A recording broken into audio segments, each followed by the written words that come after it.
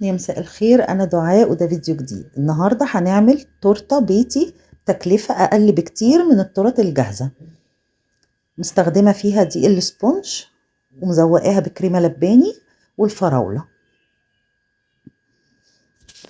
طريقتها سهلة جدا وبتطلع مضمونة إن شاء الله، وكفاية إن هي في البيت والتكلفة أقل بكتير. أنا جايبة نص كيلو دقيق سبونج أبيض، في منه شوكولاتة على فكرة. هحتاج 6 بيضات ما يكونوش في التلاجة، وبكوين فانيليا، نص كوباية مية متلجة، ومعلقة محسن كيك. هو زي الجل كده، بيتباع عند بتوع اللي بيبيعوا حاجة الحلويات، محلات الحلويات. احنا هنحط كل حاجة على بعضها، مش هنضرب البيض الأول، ومش بنحط سكر لأن دي السبونج بيبقى عليه. فهنحط ال6 بيضات، ونحط باكوين فانيليا طبعا 2 علشان احنا عاملين 6 بيضات. هننزل عليهم الدقيق ونص كوباية مية، ويا ريت المية دي تكون كمان في الفريزر فيها حتة تلج يستحسن طبعا. خدنا معلقة من محسن الكيك وهنحط عليهم المية الساقعة. بعد كده هنضرب بمضرب البيض. هنضرب يعني احنا مش هنضرب كتير، انتوا شوية وانتوا بتضربوها هتلاقوها بقت زي الكريمة. هي كده تبقى خلاص خلصت. هنحطها يا في صينية، هي بصوا يعني سمكها زي الكريمة شوية. انا عندي حله كده من غير ايدين، عملتها فيها، مش عايزاها في صينيه علشان انا كنت عايزاها عاليه شويه.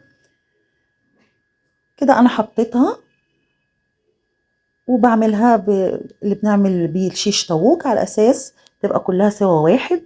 سويتها، قعدت بالظبط ساعه الا ربع من قبلها بيوم، واشتغلت فيها تاني يوم. يعني انا عملتها بالليل وتاني يوم ابتديت اشتغل فيها. طبعا طريه وهتبقى سهله جدا عليكم في الاستخدام، مش هتحسوا ان انتوا ولا بتقطع منكم ولا بتتفرفت ولا اي حاجه. انا قسمتها 2، هي ممكن تتقسم على 3، انا قسمتها على 2 بس عشان اعرف اشتغل بيها. وعاملة مية بسكر هنرش عليها. هو الدقيق على فكرة، دقيق السبونج ده بيبقى مسكر. اللي هنحشيها بكريمة لباني ونزوقها برضو.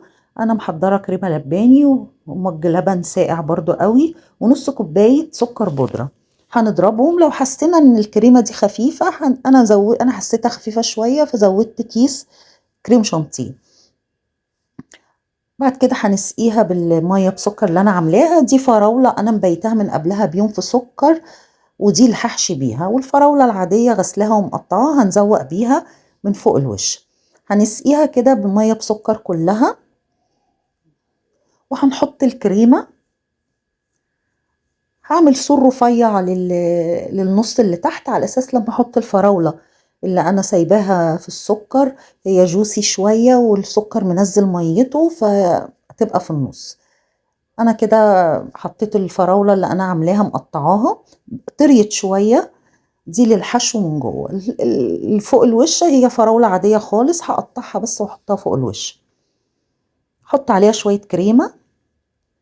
حطيت النص اللي فوق ورشيت عليه برضو المية بسكر اللي انا عاملاها، وزوقت. تزوقوا بالطريقة اللي تعجبكم. ميرسي جدا على متابعتكم، يا رب اكون عجبتكم. يا ريت نشترك في القناة ونفعل الجرس. ميرسي.